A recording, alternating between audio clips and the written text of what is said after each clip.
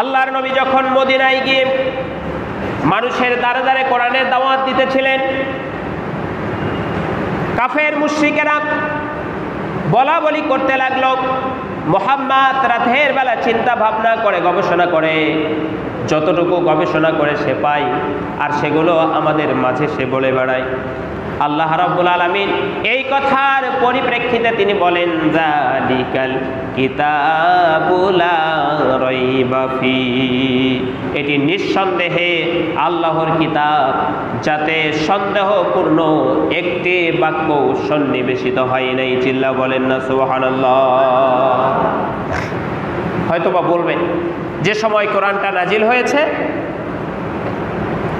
ওই সময়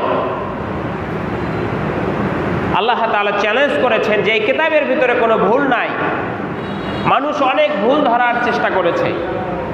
আমরা হয়তোবা এখন আমরা বলতে পারি যে ওই সময় তো আর বিজ্ঞানের যুগ ছিল না, প্রযুক্তির যুগ ছিল না, আমরা এখন বিজ্ঞানের যুগে অবস্থান করছি। কত প্রযুক্তি আমাদের কাছে, মোবাইল থেকে স্যাটেলাইট পর্যন্ত আমরা আকাশে স্থাপন করেছি, আমাদের কাছে বহু প্রযুক্তি আছে। আমরা ইচ্ছা করলে হয়তোবা আমরা এর ভুল বের করতে পারবো। আমরা কি পারবো বলে?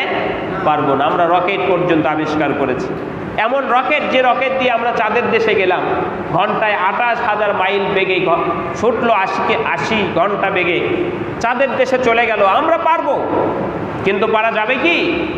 আল্লাহ রাব্বুল আলামিন চ্যালেঞ্জ ছুড়ে দিলেন, وَإِن كُنتُمْ فِي رَيْبٍ مِّمَّا نَزَّلْنَا عَلَى عَبْدِنَا فَأْتُوا بِسُورَةٍ مِّن مِّثْلِهِ, আমি আমার বান্দার প্রতি, আমার রাসূলের প্রতি যে কিতাবটি নাজিল করেছি এটি আমার কিনা যদি তোমাদের সন্দেহ হয়, তাহলে কোরআনের মতো একটি সূরা তোমরা আবিষ্কার করে নিয়ে আসো তো দেখি। পারা যাবে? এই চ্যালেঞ্জ কি শুধু আল্লাহ তাআলা তাদেরকে দিয়েছিলেন? না। সম্মানিত বন্ধুগণ আমার, যে ব্যক্তি যে জিনিস আবিষ্কার করে সেই জিনিস সম্পর্কে তার ধারণা থাকে। যিনি মোবাইল আবিষ্কার করেছেন, এই মোবাইলের কত র্যাম হবে, কত রোম হবে, ধারণ ক্ষমতা সম্পন্ন কতটুকু মেমোরি রয়েছে, এইটা ধারণা তার রয়েছে।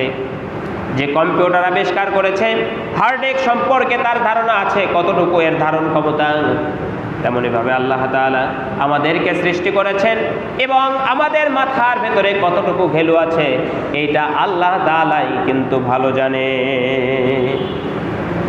বিজ্ঞানীরা যখন কোরআনকে কম্পিউটারের ভেতর ঢুকে দিয়ে বিভিন্ন প্রশ্ন করা হয়েছিল, একটি প্রশ্ন ছিল কোরআন রে, তোর মতো একটি কোরআন কি পৃথিবীতে কেউ আবিষ্কার করতে পারবে নাকি, রচনা করতে পারবে নাকি? কম্পিউটারের ভেতর থেকে একদম পরিষ্কার জবাব চলে আসলো, দুনিয়ার মানুষ কেন, এই পৃথিবী যদি 50,000 বার ধ্বংস হয়ে যায়, আবার 50,000 বার যদি সৃষ্টি করা হয়, এতগুলো মানুষ মিলে সবাই এক জায়গায় বসে যদি কোরআনের মতো একটি কোরআন রচনা করতে চায়, কোরআন তো দূরের কথা, ছোট্ট একটি সূরা কাউসারের মতো তারা আবিষ্কার করতে পারবে না। চিল্লা বলেন না সুবহানাল্লাহ।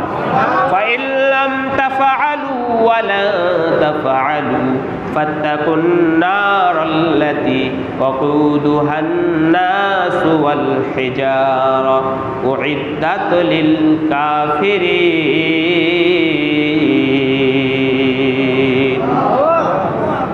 আল্লাহ তাআলা বলছেন, কোন শব্দের শুরুতে যখন লাম শব্দ যোগ হয়, এই শব্দের অর্থ ভবিষ্যৎকালে নিশ্চয়তা দেয়। আল্লাহ তাআলা বলছেন, ফাইল্লাম তাফআলু ওয়া লান তাফআলু, লান তাফআলু তারা তো পারে নাই, অর্থাৎ অতীতকালের অর্থ দিয়েছেন তারা তো পারে নাই। তার আগের শব্দ বলেছেন লাম তাফআলু, এবং ভবিষ্যতেও তারা কখনোই পারবে না।